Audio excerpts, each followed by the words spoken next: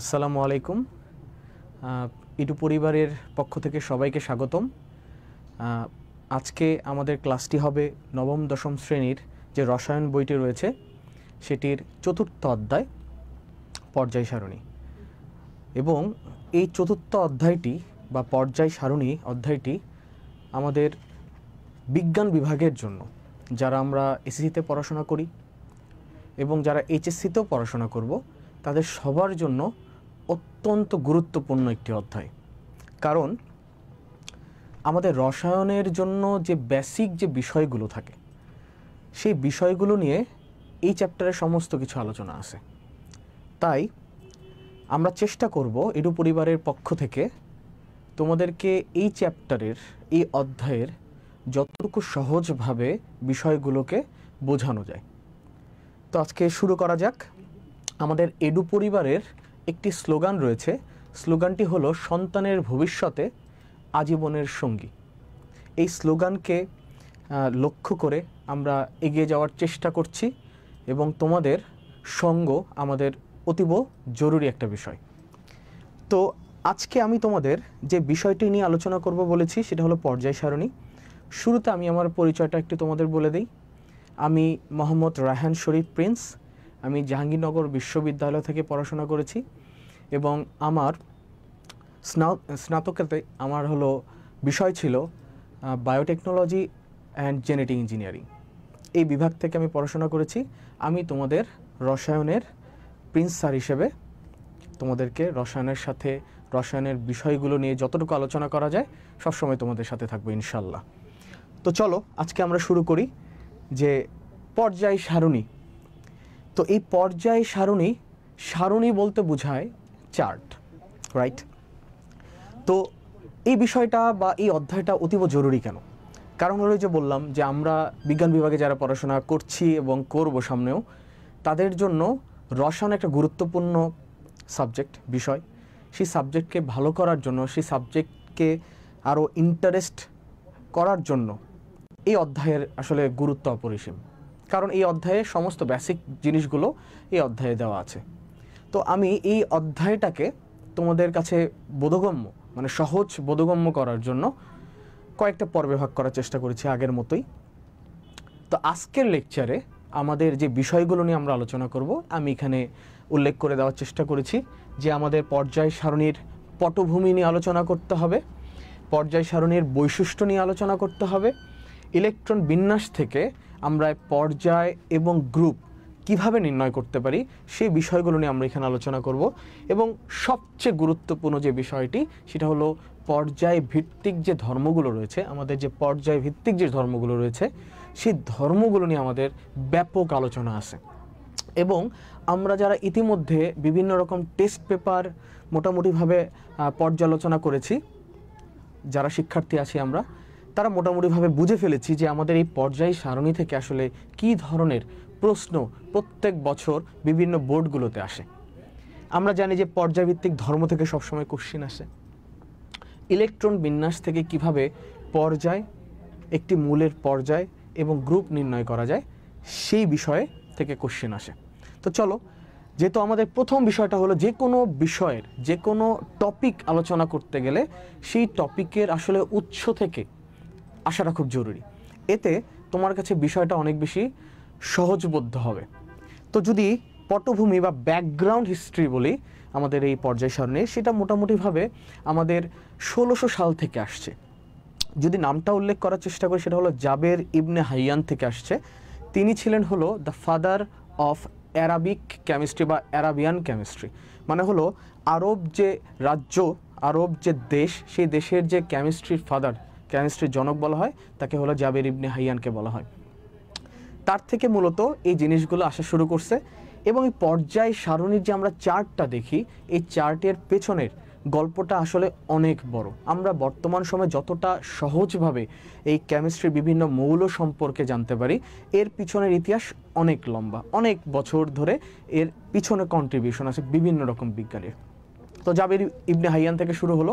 এর পরবর্তী সময় আমরা যাকে ফাদার অফ মডার্ন কেমিস্ট্রি বলি তিনি ছিলেন অ্যান্টোইন ল্যাভোইসিয়ে। আমি তোমাদেরকে স্লাইডে মোটামুটিভাবে একটু বলে দেওয়ার চেষ্টা করেছি, এখান থেকে তোমরা দেখতে পাবা। অ্যান্টোইন ল্যাভোইসিয়ে তিনি আসলে মোটামুটিভাবে 33টা মৌল, সেই 33টা মৌলকে নিয়ে তিনি আলোচনা করেছিলেন এবং এই 33টা মৌলকে 4টা ভাগে ভাগ করার চেষ্টা করেছিলেন। যদিও তোমাদের বইয়ে 2টো ভাগের কথা বলা আছে, ধাতু অধাতু, তিনি আসলে 4টা ভাগের কথা উল্লেখ করেছিলেন।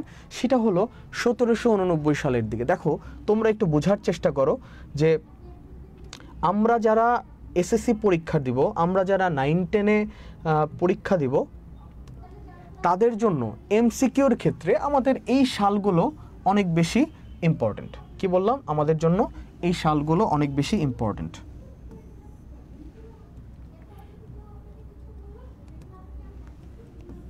অনেক বেশি ইম্পর্টেন্ট, ঠিক আছে? দেখো কত সাল বললাম? 1700 কত? 1700, তোমরা সবাই সালটা জানো, 1789 সালের দিকে। 1789। দেখো এই সালটা আমাদের জন্য এমসিকিউর ক্ষেত্রে অনেক বেশি ইম্পর্টেন্ট, ঠিক আছে? আমাদের বিজ্ঞানীর নাম কি? আমরা সহজ ভাষায় মনে রাখার জন্য মনে রাখবো ল্যাভোইসিয়ে। ল্যাভোইসিয়ে, যাকে বলা হয় ফাদার অফ মডার্ন কেমিস্ট্রি। আমাদের এই বিষয়গুলো একটু জেনে রাখা দরকার আমাদের ইন্টারেস্টের উপর ভিত্তি করে। এই অ্যান্টোইন ল্যাভোইসিয়েকে বলা হয় ফাদার অফ মডার্ন কেমিস্ট্রি। তিনি কি করেছিলেন? আবার বলছি, 33টা মৌলকে তোমাদের বইয়ে 2টো ভাগের কথা বলেছে, এটাই তোমরা এমসিকিউর জন্য পড়বা। মূলত তিনি 4টা ভাগ করেছিলেন। তো আমরা যখন বড় হব, এইচএসসিতে পড়বো, তখন সেটা জানতে পারবা। কি বললাম? অ্যান্টোইন ল্যাভোইসিয়ে ছিলেন হলো ফাদার অফ মডার্ন কেমিস্ট্রি। এর পরের দিকে কে আসলেন? এরপরে আসলেন হলো 1829 সালের দিকের ঘটনা, যিনি আসলে একটা নতুন সূত্র আবিষ্কার করেছিলেন। সূত্রটির নাম ছিল কি? ত্রয়ী সূত্র। সূত্রটির নাম ছিল ত্রয়ী সূত্র। দেখো সূত্রটির নাম ছিল ত্রয়ী সূত্র। আচ্ছা, ত্রয়ী সূত্র সম্পর্কে আমরা একটু আলোচনা করব। ত্রয়ী সূত্রটা ছিল, যে আমরা যদি আমাদের যে পরমাণুগুলো রয়েছে, সেই পরমাণুগুলোকে যদি তাদের ধর্মের ভিত্তিতে পাশাপাশিভাবে সাজাই, তাহলে প্রথম যে মৌলটা থাকবে এবং তৃতীয় নাম্বার যে মৌলটা থাকবে, তাদের ভরের যদি সমষ্টি করা যায় এবং 2 দ্বারা ভাগ করা যায়, অর্থাৎ গড় যদি নির্ণয় করা যায়, মাঝখানের যে মৌলটা ছিল তার ভরের সমান হবে। সেটা অবশ্যই একই গ্রুপের হতে হবে। চলো আমরা যদি একটু দেখার চেষ্টা করি, তাহলে দেখো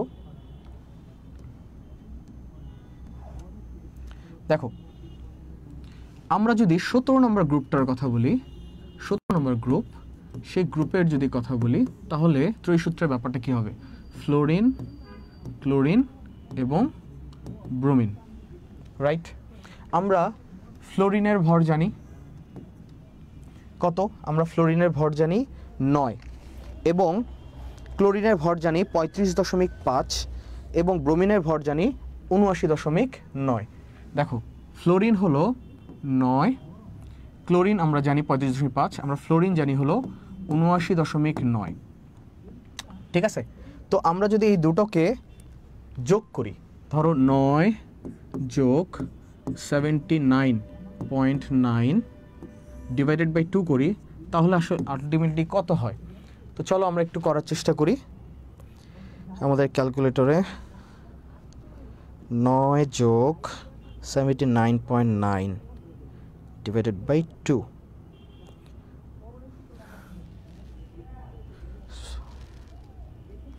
আমাদের একটু ভুল হয়েছে। সেটা হলো আমাদের তো ফ্লোরিনের ভর ছিল 19, 9 নাম্বার ছিল পারমাণবিক সংখ্যা, তাহলে 19 যোগ 79.9 ভাগ 2, ঠিক আছে কিনা?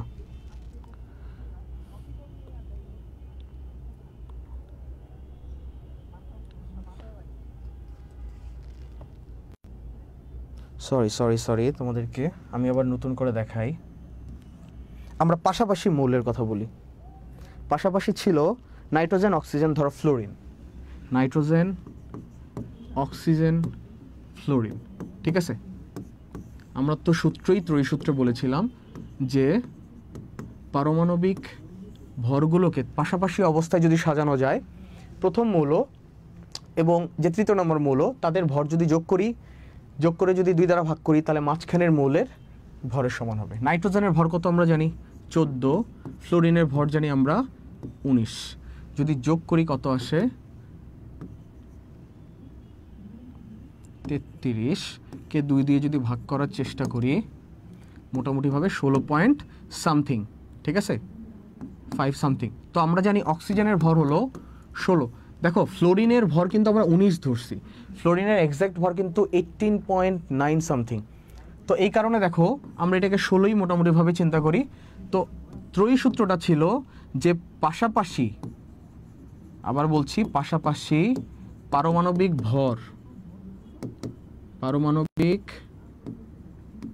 যে ভর, সেই ভরগুলোকে যদি 3টা মৌলের পাশাপাশি সাজানো যায়, তাহলে কি হবে, প্রথম মৌল এবং তৃতীয় নম্বর মৌলের যে ভর ছিল তাদেরকে যদি গড় করে মাঝখানের মৌলের ভরটা পাওয়া যাবে।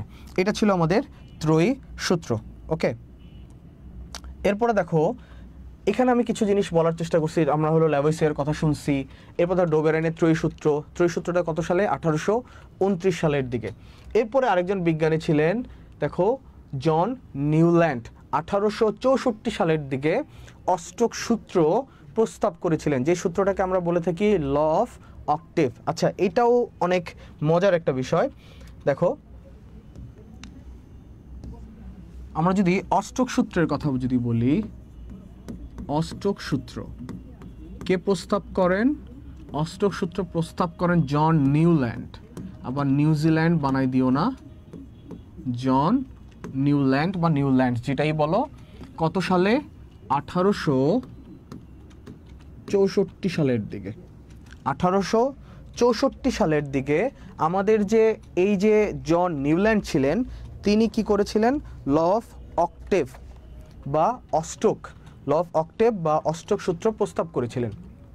তিনি কি বলেছিলেন যে একটা আনুভূমিক সারির দিকে যদি কথা বলি, তাহলে 8টা মৌলকে যদি পাশাপাশি সাজানো যায়, প্রথম মৌলের যে ক্যারেক্টারিস্টিক বা বৈশিষ্ট্য বা ভৌত এবং রাসায়নিক ধর্ম 8 নম্বর মৌলের রাসায়নিক ধর্ম এবং ভৌত ধর্মের সাথে কি মিলে যাবে। এটা একটা চমৎকার বিষয় ছিল, ঠিক আছে। দেখো প্রত্যেকটা বিজ্ঞানের কিছু না কিছু তোমার লিমিটেশনস ছিল, তো এই নিউল্যান্ডেরও কিছু লিমিটেশনস ছিল। এরপরে যিনি আসলেন তিনি ছিলেন আসলে আমাদের সবচেয়ে ইম্পর্টেন্ট যে টপিকটা ছিল, যে এই যে দেখো বিজ্ঞানীর নাম জুলিয়াস লুথার মেয়ার এবং দিমিত্রি মেন্ডেলিফ।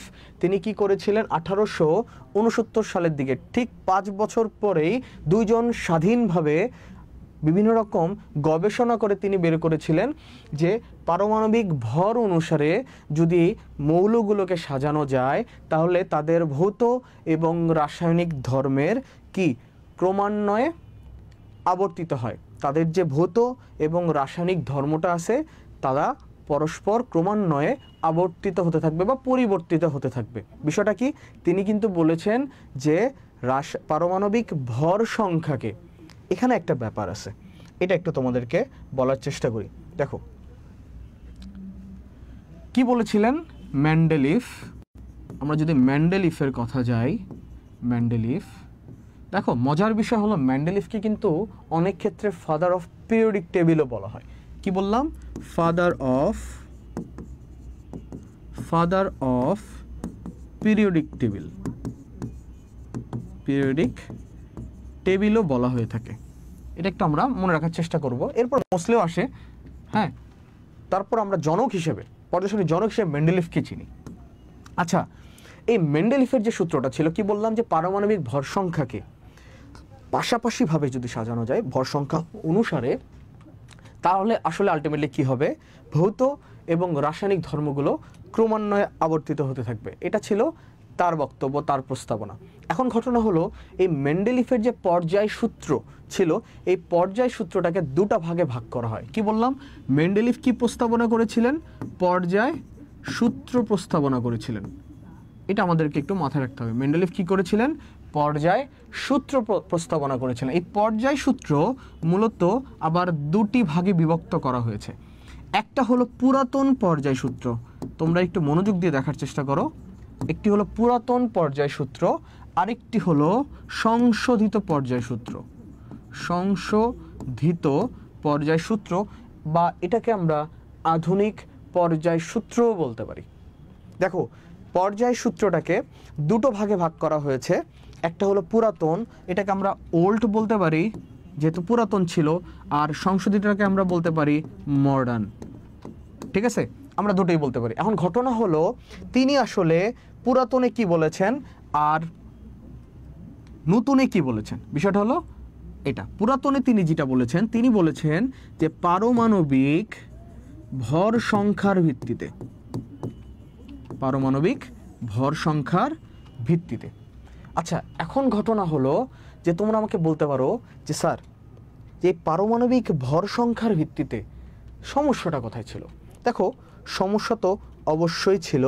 আমি যদি এটাকে একটু উঠিয়ে দেখো, সমস্যা যেটা ছিল যে তুমি যদি পারমাণবিক ভর অনুসারে সাজানোর চেষ্টা করো, তাহলে আমাদের পর্যায় সারণীতে একটা ব্যাপক রকম সমস্যা ক্রিয়েট হয়েছিল। একটা হলো, তোমাদেরকে যদি বলি, আমরা জানি আর্গন নামে আমাদের একটা মৌল রয়েছে যার পারমাণবিক ভর সংখ্যা হলো 39.9।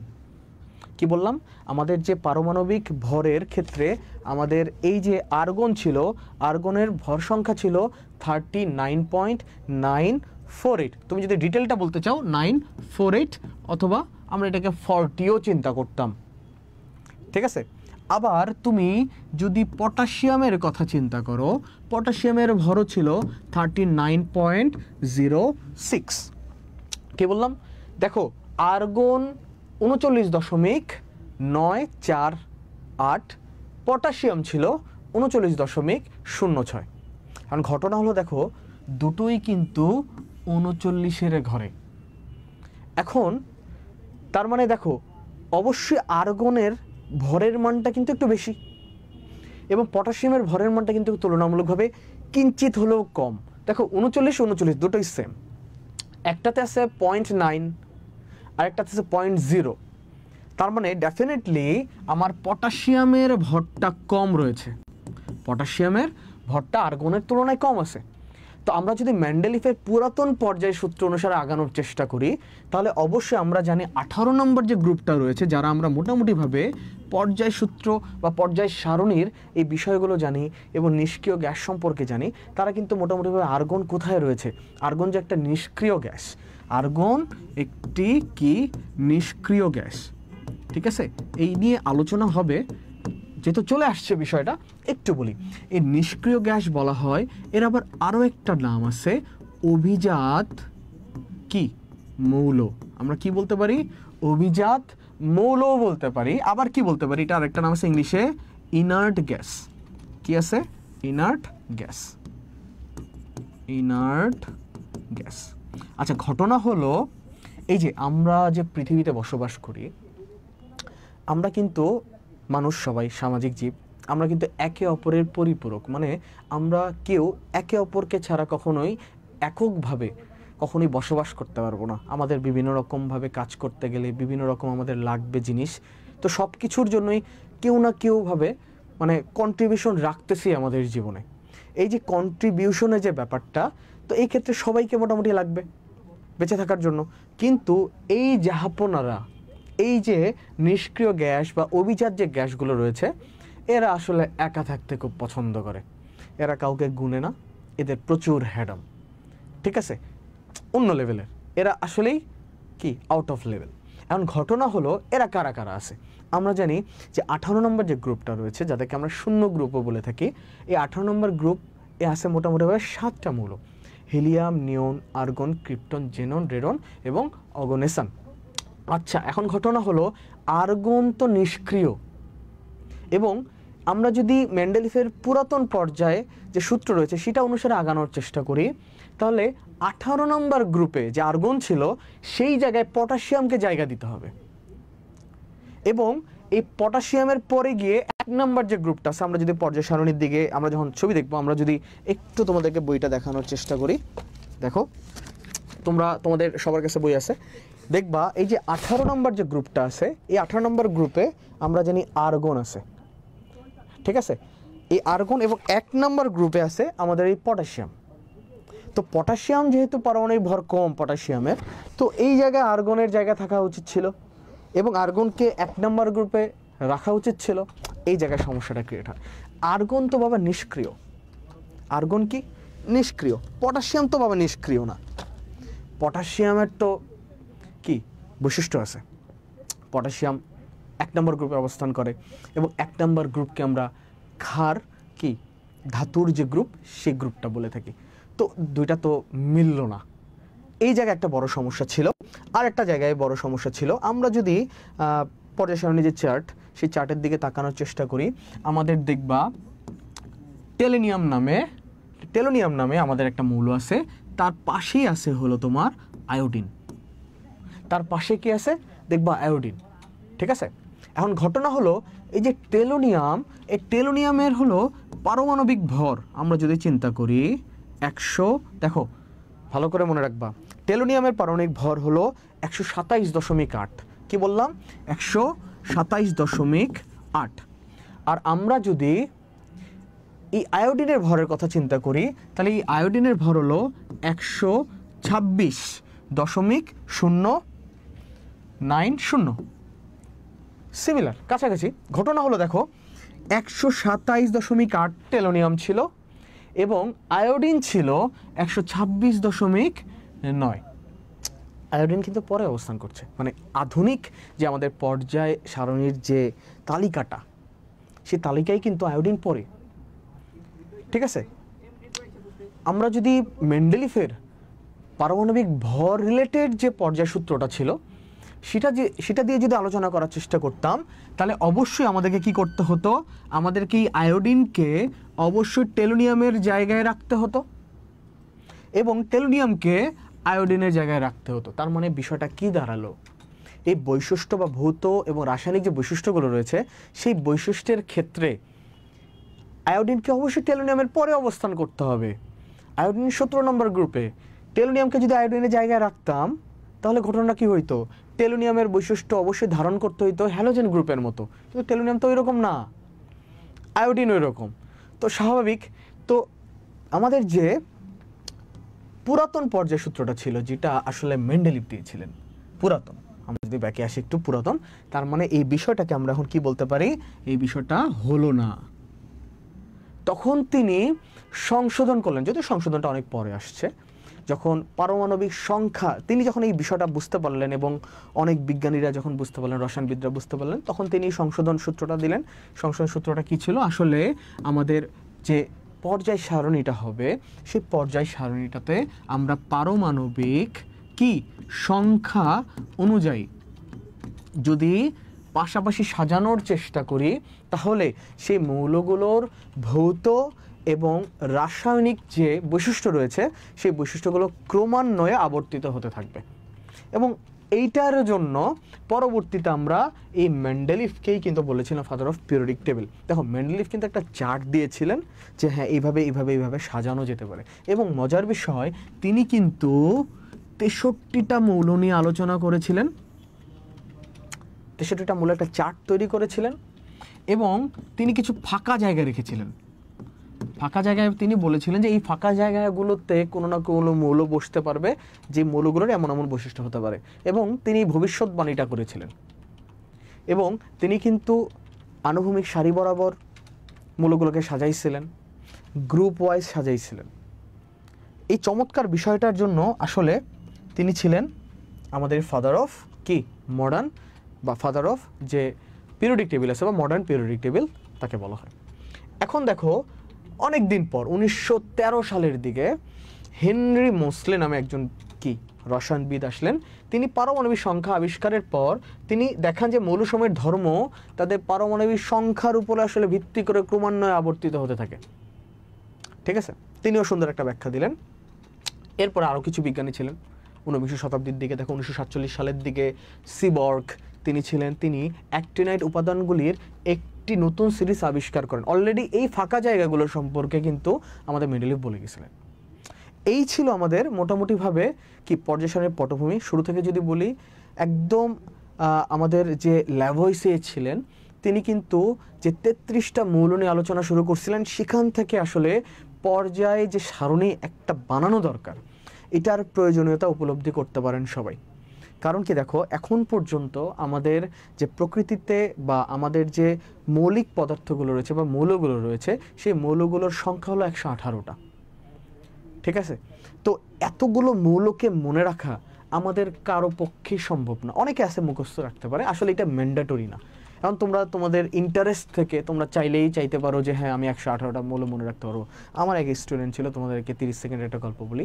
আমি যখন 2017 সালের দিকে সেই স্টুডেন্টকে নবম দশম শ্রেণীতে পড়াতাম, এসএসসির আগে নবম মানে শ্রেণীর যখন সে বার্ষিক পরীক্ষা দেয়, কেমিস্ট্রিতে একটু খারাপ করছিল, তার ভিতরে একটু ইগোর ব্যাপার কাজ করছিল।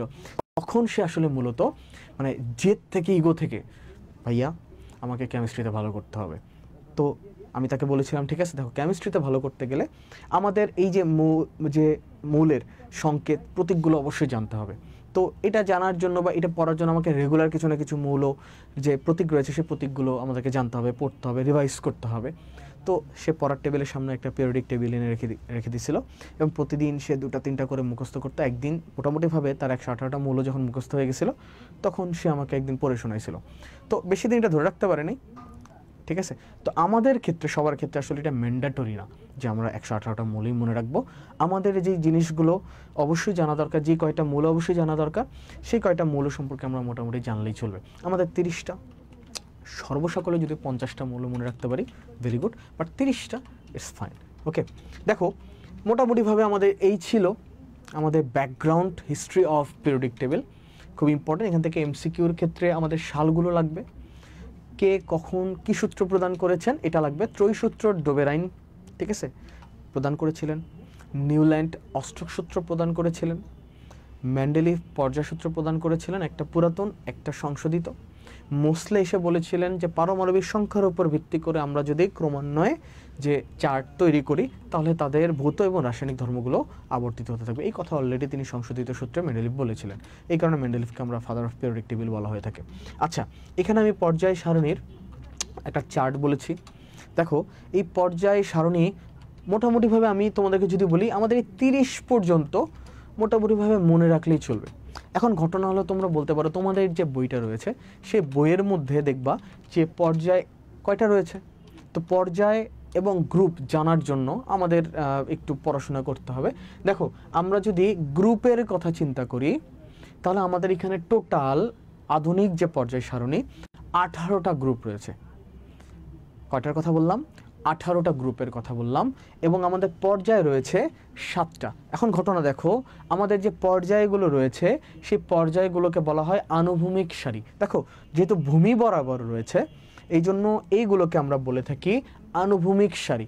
এই যে 1-এ আছে 2টা মৌল, 2 এবং 3-এ আছে 2 নম্বরে আছে তোমার দেখো কয়টা মৌল, 3-এ আছে কয়টা মৌল, 4-5-এ আছে কয়টা মৌল, 6-7-এ আছে কয়টা মৌল। আমরা জানি আমাদের একটা ম্যাজিক্যাল নাম্বার ছিল, 1-এ আছে 2টা, 2-এ দেখবা 8টা, 3-4-এ দেখবা 18টা, বা 2-3-এ দেখবা 8টা, ঠিক আছে, 4-5-এ দেখবা 18টা, তারপর 6-7-এ দেখবা 32টা করে আছে। এটা বই আমাদের এমসিকিউর জন্য লাগবে, আমি তোমাদেরকে বলে দিব। এবং গ্রুপের কথা যদি বলো, আমাদের গ্রুপ আছে টোটাল 18টা।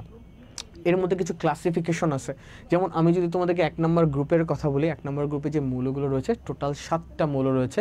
এই 7টা মৌলকে আমরা বলে থাকি ক্ষার ধাতুর যে গ্রুপ।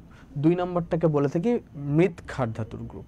ঠিক আছে, এই 3 নম্বর গ্রুপ থেকে 12 নম্বর গ্রুপটাকে আমরা বলে থাকি ডি ব্লক মৌল, অথবা এটা আরেকটা নাম আছে অবস্থান্তর মৌল। এখন ঘটনা হলো এটা নিয়ে আমাদের কিছু বেসিক আলোচনা আছে, একটু পরে বলছি। জাস্ট মনে রাখো 3 থেকে 12 পর্যন্ত আমাদের যে মৌলগুলো রয়েছে এদেরকে আমরা ডি ব্লক মৌল বলি। এরপরে দেখো এই যে 13, 14, 15, 16 এই মৌলগুলো যত বাম থেকে ডানের দিকে যাবো আমাদের ধাতব যে ধর্মটা ছিল এটা ধীরে ধীরে কমতে কমতে অধাতব ধর্মে পরিণত হবে। 17 নম্বর যে গ্রুপটা আছে এই গ্রুপটাকে আমরা মূলত বলে থাকি হ্যালোজেন গ্রুপ। এটা নিয়ে আমাদের কিছু ছোটোখাটো আলোচনা আছে। এবং এই যে 18 নম্বর গ্রুপটা, এই 18 নম্বর গ্রুপটাকে আমরা বলেছিলাম যে ইনার্ট গ্যাস গ্রুপ বা অভিজাত যে মৌল রয়েছে তাদের বা নিষ্ক্রিয় গ্যাসের যে গ্রুপ রয়েছে। এই ছিল আমাদের পর্যায় সারণীর চার্ট। এখন মজার বিষয়, তোমরা বলতে পারো নিচে তো আরও 2টা চার্ট আছে। দেখো 57 নম্বর ল্যান্থানাম মৌল থেকে শুরু করে 71 নম্বর আমাদের যে লুটেশিয়াম যে মৌলটা রয়েছে এদেরকে বলা হয় ল্যান্থানাইট সিরিজের মৌল। এরা আসলে দেখবা আমাদের 3 নম্বর যে গ্রুপটা আছে, এই 3 নম্বর গ্রুপে দেখো এখানে লেখা আছে, হ্যাঁ আমি যদি একটু বড় করার চেষ্টা করি, দেখো এই যে 57 থেকে 71, ঠিক আছে, ল্যান্থানাম থেকে লুটেশিয়াম পর্যন্ত এদেরকে বলা হবে ল্যান্থানাইট সিরিজ। এবং দেখো 89 থেকে 103 পর্যন্ত যে মৌলগুলো রয়েছে এদেরকে বলবো আমরা অ্যাক্টিনাম থেকে আমরা লরেন্সিয়াম পর্যন্ত, অ্যাক্টিনাম থেকে আমাদের লরেন্সিয়াম পর্যন্ত যে গ্রুপটা মানে মৌলটা, এই 15টা দেখো ল্যান্থানাইট সিরিজেও 15টা মৌল আছে এবং অ্যাক্টিনাইট সিরিজেও 15টা মৌল আছে। এই 15-30টা মৌলই কিন্তু এই দুটি জায়গার মধ্যে অবস্থান করে। এই হলো আমাদের পর্যায় সারণীর। আবার কি বললাম, আমাদের পর্যায় বা আনুভূমিক সারি রয়েছে 7টা। আমাদের গ্রুপের কথা যদি বলি, আমাদের 18টা গ্রুপ রয়েছে, ঠিক আছে। 1 নম্বর গ্রুপের মৌলগুলোকে আমরা বলবো ক্ষার মৌল বা ক্ষার ধাতুর মৌল। আমরা 2 নম্বর গ্রুপটাকে বলবো মৃৎ ক্ষার ধাতুর গ্রুপ। আমরা এই যে 13 থেকে 16 পর্যন্ত অধাতব হচ্ছে ধীরে ধীরে, এবং 17 নম্বরটা অনেক বেশি অধাতব, এবং 17 নম্বরটা আলাদা একটা নাম আছে হ্যালোজেন, এবং 18 নম্বর যেটা আছে তাকে আমরা বলি নিষ্ক্রিয় গ্যাসের যে গ্রুপ। এই হলো আমাদের পর্যায় সারণীর যে চার্ট, ঠিক আছে। এখন ঘটনা হলো এই যে এখানে একটা নাম আছে, নামটা হলো ইউপ্যাক। দেখো এখন পর্যন্ত আমরা জানি যে 118টা মৌল আবিষ্কার হয়েছে। এইগুলো কোথায় আলোচনা হয়, কেউ কোনো মৌল আবিষ্কার করলে সেটা আসলে কোথায় গিয়ে বলতে হবে, এটা একটা বিষয়। তো এই যে রসায়নের যে রসায়নবিদরা আছে তারা আসলে কোথায় মিলিত হয়, অবশ্যই একটা সংস্থা থাকতে হবে, অবশ্যই একটা ইনস্টিটিউট থাকতে হবে। তো সেটি হলো আমাদের এই যে তোমার হলো যদি বলি এটা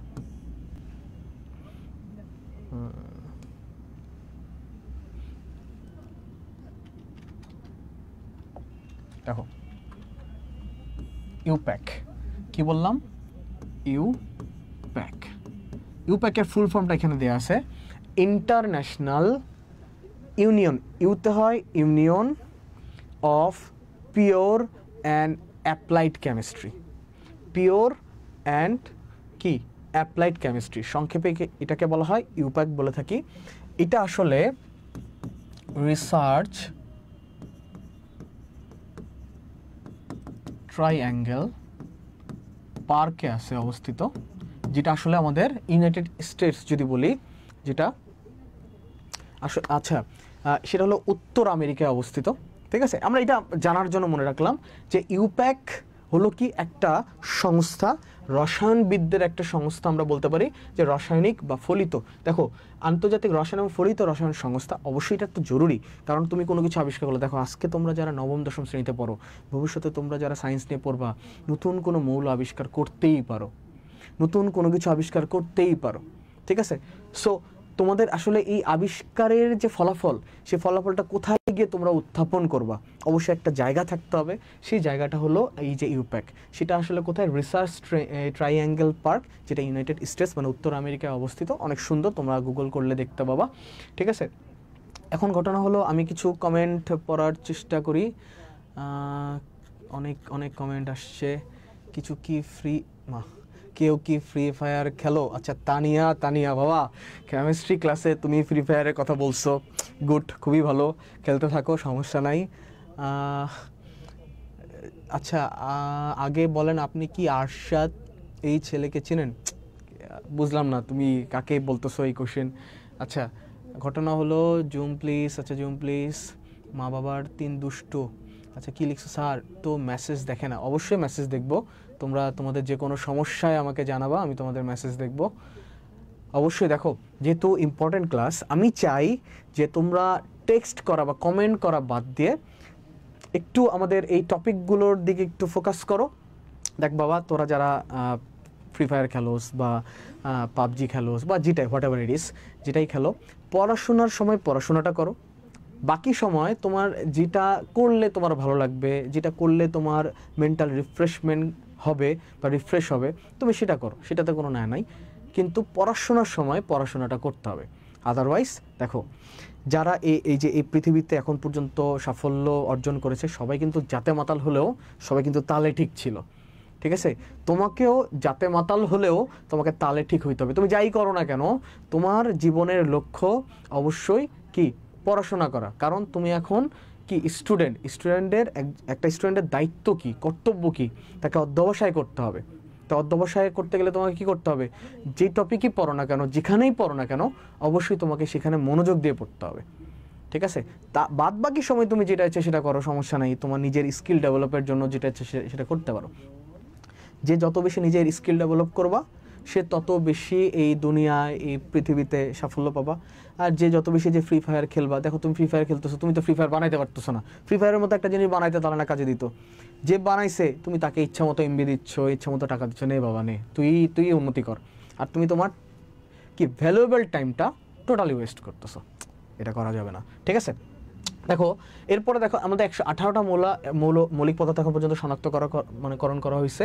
ল্যাবোইসিয়ে আমি বলে ফেলেছি অলরেডি যে 33টা মৌল নিয়ে আলোচনা করেছে, এবং মেন্ডেলিভ 63টা কি মৌলকে, আবিষ্কৃত মৌলকে নিয়ে কি আলোচনা করেছিলেন, এবং 4টা অনাবিষ্কৃত মৌল নিয়ে পর্যায় সারণী নামে যে ছকটি তৈরি করেছিলেন, বর্তমানে যেটা 118টা মৌলের পর্যায় সারণী, এই যে ভবিষ্যৎবাণীটা করেছিলেন যে আরও কিছু আবিষ্কার হবে এবং ওই মৌলগুলোর এই ধর্মের জন্য অমুক অমুক জায়গায় রাখতে হবে, এই জন্য মেন্ডেলিভ সেরা ছিল। আচ্ছা, পর্যায় সারণী বাম থেকে ডান পর্যন্ত এই ছিল আমাদের পর্যায় সারণীর মোটামুটিভাবে আলোচনা। এরপরে দেখো পর্যায় সারণী বাম থেকে ডান পর্যন্ত বিস্তৃত সারিগুলোকে আমরা পর্যায় বলছি, অলরেডি বলে ফেলছি এটা, বা আনুভূমিক সারি বলতে পারি। আর খাড়া যে কলামগুলো উপর থেকে নিচ আছে সেগুলোকে আমরা গ্রুপ বলতে পারি বা শ্রেণী বলতে পারি। আবার বলতেছি, দেখো আমি যদি এখানে একটু আঁকার চেষ্টা করি, যদি আমি একটু নোটের দিকে যাই, দেখো নোটে যদি যাই, দেখো সোজা সোজা সোজা বাংলায় যদি আমি বলি, দেখো বাম থেকে ডানে, কি বললাম, আমাদের বাম থেকে ডানে কি বলবো আমরা, এটাকে পর্যায় বলবো।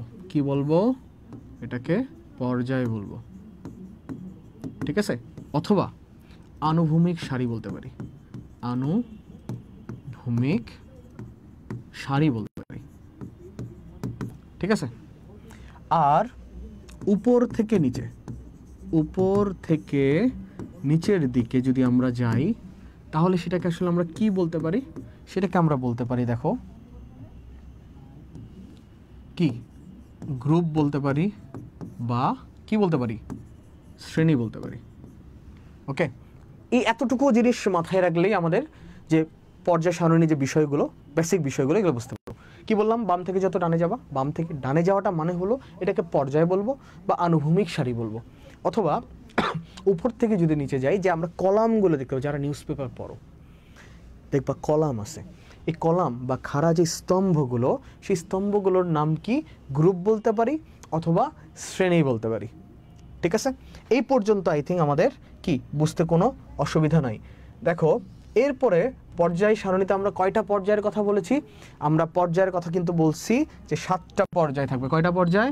অবশ্যই 7টা পর্যায় থাকবে, গ্রুপ থাকবে 18টা, এটা কিন্তু অলরেডি আমরা বলে ফেলছি। 7টা পর্যায় থাকবে, আনুভূমিক সারি বা পর্যায়, 18টি গ্রুপ বা খাড়া স্তম্ভ বা কি থাকবে, শ্রেণী থাকবে, এটা কিন্তু অলরেডি আমরা বলে ফেলছি। দেখো ল্যান্থানাইট এবং অ্যাক্টিনাইট সিরিজ সম্পর্কে মোটামুটিভাবে বলেছি যে 57 থেকে, একটু মনে রাখবা সংখ্যাটা, 57 থেকে কি, 57 থেকে 71 পর্যন্ত এটাকে আমরা কি বলবো, ল্যান্থানাইট সিরিজ বলতে পারি। একটু মনে রাখবো সংখ্যাটা, ল্যান্থানাম থেকে লুটেশিয়াম পর্যন্ত, ঠিক আছে? আর আরেকটা আছে 89 থেকে 103 পর্যন্ত, এটাকে আমরা কি বলবো, অ্যাক্টিনাইট সিরিজ, ঠিক আছে? একটু সংখ্যাটা মনে রাখবো, 57 থেকে 71 ল্যান্থানাইটস, 89 থেকে 103 অ্যাক্টিনাইটস, অ্যাক্টিনিয়াম থেকে লরেন্সিয়াম পর্যন্ত। একটু প্রথম মৌলগুলো মনে রাখবো, কারণ কি এই জায়গাগুলো থেকে আমাদের কিন্তু এমসিকিউ কোশ্চেন করে।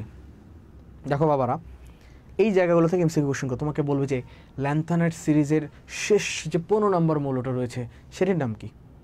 আমরা জানি লুটেশিয়াম। তারপরে অ্যাক্টিনাইট সিরিজের প্রথম মৌলটার নাম কি? অ্যাক্টিনিয়াম। শেষ মৌলটার নাম কি? লরেন্সিয়াম। আই থিঙ্ক তোমরা যদি এইভাবে একটু পড়ার চেষ্টা করো তোমাদের কোনো রকম সমস্যা হওয়ার কথা না, ঠিক আছে? এরপরে দেখো আমরা যদি আসি পর্যায় সারণী, আমাদের বৈশিষ্ট্য পড়তে হবে। আমি মোটামুটিভাবে এই জিনিসগুলো তোমাদেরকে একটু বলে ফেলছি, তোমাদেরকে আরেকটু সহজভাবে বোঝানোর জন্য বলি। দেখো আমরা অলরেডি জানি 7টা পর্যায় আছে, বারবার এই কথাটা বলতেছি, এমসিকিউর জন্য ইম্পর্টেন্ট। 7টা পর্যায় আছে, 18টা গ্রুপ আছে, এটা এমসিকিউর জন্য লাগবে। দেখো প্রতিটি পর্যায়ে বাম দিকে গ্রুপ 1 থেকে শুরু করে ডান দিকে 18 পর্যন্ত বিস্তৃত। ওকে, মূল পর্যায় সারণীর নিচে আলাদাভাবে ল্যান্থানাইট এবং অ্যাক্টিনাইট সিরিজ বা সারির মৌল হিসাবে কি কি আছে? ডেফিনেটলি হলো 6 এবং 7 নম্বর পর্যায়ে অংশগ্রহণ করে দেওয়া হয়েছে, আমরা পর্যায় সারণীতে দেখছি।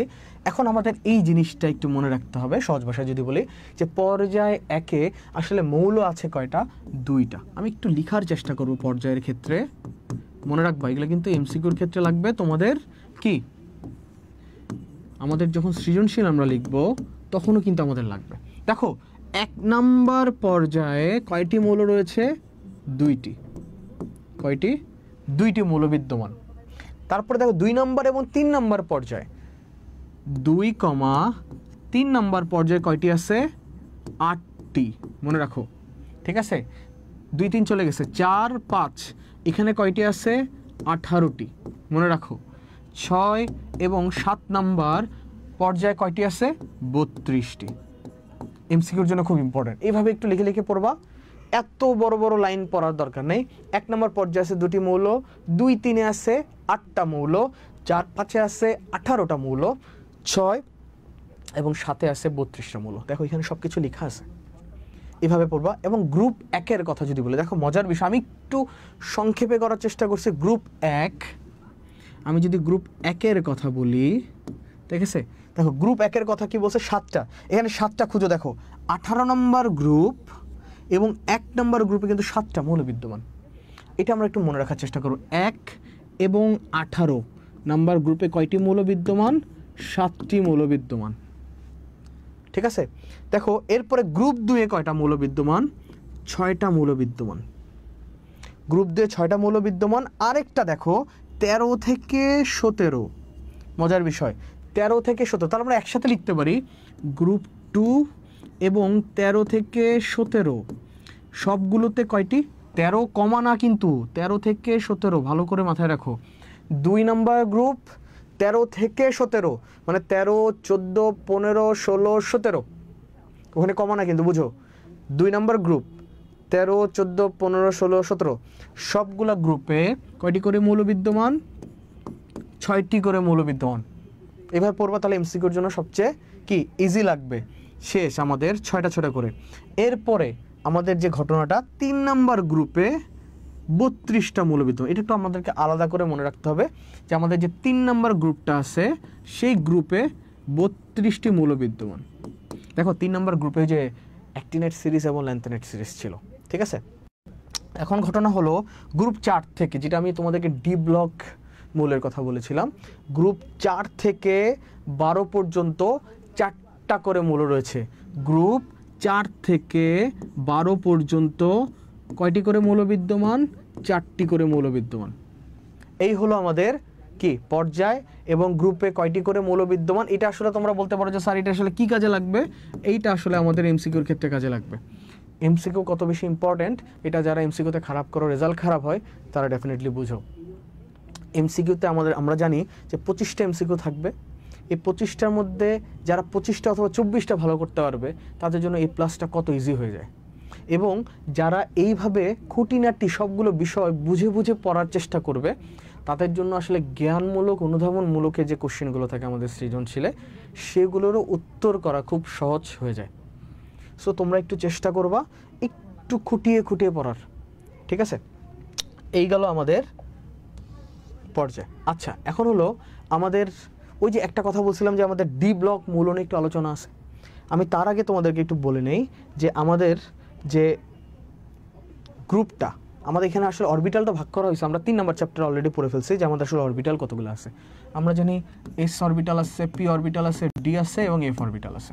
আমরা জানি যে কোনো মৌলের ইলেকট্রন যদি এস অরবিটালে যায় তাহলে সেটা এস ব্লক মৌলের, আমরা সেটাকে বলি এস ব্লক মৌল, ঠিক আছে। কোনো ইলেকট্রন, শেষ কক্ষপথের ইলেকট্রন যদি পি অরবিটালে ঢুকে তাহলে পি ব্লক মৌলের সেটা বলতে পারো।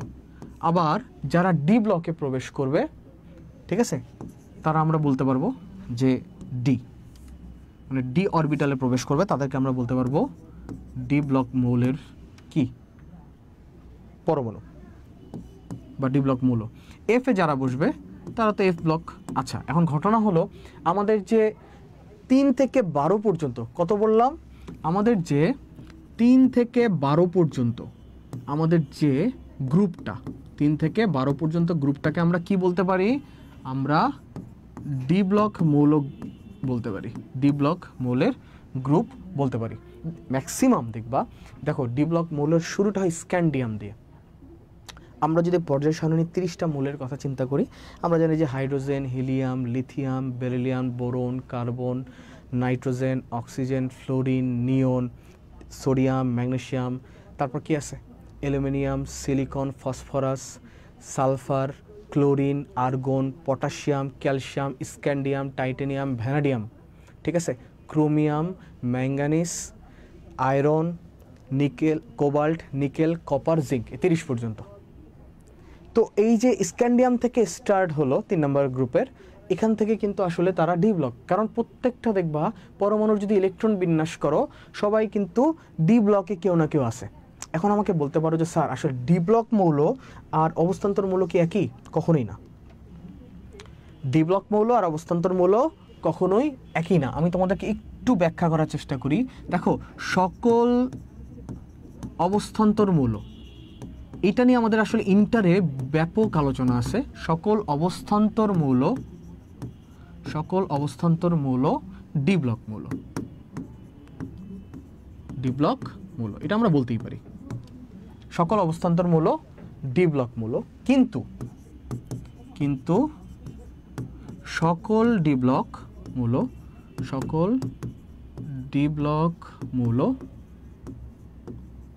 অবস্থান্তর মৌল নয়। কেন? আমি একটু ব্যাখ্যা দিচ্ছি। অবস্থান্তর মৌল নয়। দেখো, এটা মনে রাখতে হবে, সকল অবস্থান্তর মৌল ডি ব্লক মৌল, কিন্তু সকল ডি ব্লক মৌল অবস্থান্তর মৌল না। কেন? দেখো, আমাদের অবস্থান্তর মৌলের সংজ্ঞা হলো, আগে ডি ব্লকের বলি, যে কোনো মৌলের ইলেকট্রন বিন্যাস করলে যদি শেষ কক্ষপথের ইলেকট্রন ডি অরবিটালে প্রবেশ করে তাহলে আমরা সেই মৌলগুলোকে ডি ব্লক মৌলের অন্তর্ভুক্ত বলতে পারি। কি বললাম? তুমি নর্মালি চিন্তা করো, আমি একটা মৌলের ইলেকট্রন বিন্যাস করতেছি এবং তার ইলেকট্রনগুলো ডি অরবিটালে ঢুকছে শেষ কক্ষপথের, তাহলে আমরা বলবো যে ওই মৌলটা অবশ্যই ডি ব্লক মৌলের কি বা ডি ব্লকের অন্তর্ভুক্ত। কিন্তু আমি তাকে অবস্থান্তর মৌল বলতে গেলে কিছু ক্রাইটেরিয়া মেনটেন করতে হবে। সেই ক্রাইটেরিয়া হলো, কোনো ডি ব্লক মৌলের একটি আয়ন গঠন করতে গেলে তার ইলেকট্রন বিন্যাসে ডি অরবিটাল যদি আংশিকভাবে পূর্ণ থাকে। কি বললাম? যে কোনো ডি ব্লক মৌলের ইলেকট্রন বিন্যাস করতে গেলে যদি বা ইলেকট্রন বিন্যাসের মাধ্যমে আমরা যদি একটি আয়ন গঠন করি, সেই আয়নের ইলেকট্রন বিন্যাস যখন করব তার ডি অরবিটাল যদি আংশিকভাবে পূর্ণ থাকে। আবার বলতেছি, মাথায় ঢুকায় নাও, অবস্থান্তর মৌলের সংজ্ঞা আমাদের ক নম্বরে সবসময় আসে। দেখবা যে কোনো ডি অরবিটালের কোনো মৌলের একটি আয়ন গঠন করতে গিয়ে তার ইলেকট্রন বিন্যাস যখন করব তখন তার ডি অরবিটাল যদি আংশিকভাবে পূর্ণ থাকে। এখন আংশিকভাবে পূর্ণ বলতে কি বোঝায়? আংশিক পূর্ণ বা আংশিকভাবে পূর্ণ বলতে বোঝায় ডি অরবিটাল 10টা। আমরা জানি ডি অরবিটালের ধারণ ক্ষমতা কত? 10। আবার একটু মনে করে দিই, এস অরবিটাল ধারণ ক্ষমতা ছিল 2টা ইলেকট্রন, পি অরবিটালে ছিল 6টা, ডি অরবিটালে 10টা, এফ অরবিটালে 14টা। এটা আমরা 3 নম্বর অধ্যায় অলরেডি পড়ে ফেলছি। যারা আমরা ইডু পরিবারে আমরা যারা এই অধ্যায়ের ক্লাস করেছিলাম তারা অলরেডি আমি মনে করি তারা এই বিষয়টা জানো যে এস অরবিটালে কীভাবে 2টা থাকে, পিতে কীভাবে 6টা থাকে, ডিতে কীভাবে 10টা আসছে বা থাকতে পারবে, এফে কীভাবে 14টা থাকতে পারে। তো ডি অরবিটালে যেহেতু 10টা, তো আংশিক পূর্ণ বলতে বোঝাবো আমরা 1 থেকে 9টা যদি কি থাকে ইলেকট্রন অবস্থান করে, তখন সেই মৌলগুলোকে আমরা বলবো কি অবস্থান্তর মৌল। এবং দেখো মজার বিষয়, সংজ্ঞায় কিন্তু একটা কথা সবসময় আমি উল্লেখ করেছি, সেটা অবশ্যই আয়ন কি গঠনকালে, আয়ন গঠনকালে তার ইলেকট্রন বিন্যাসে ডি অরবিটাল 1 থেকে 9টা হইতে হবে, আয়ন গঠন করা ছাড়া না। কিন্তু আয়ন গঠনকালে যদি ডি অরবিটালে ইলেকট্রন যদি 1 থেকে 9টা হয়, তাহলে কিন্তু আমরা কি বলতে পারবো, সেই মৌলগুলোকে আমরা বলতে পারবো কি অবস্থান্তর মৌল। আচ্ছা চলো আমরা একটু উদাহরণ দেখি, আমরা একটু উদাহরণ দেখার চেষ্টা করি। দাঁড়াও,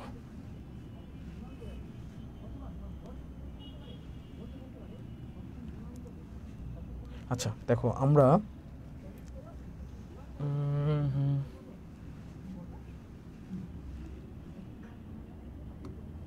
আচ্ছা শুরুতে চলে আসছে। আচ্ছা দেখো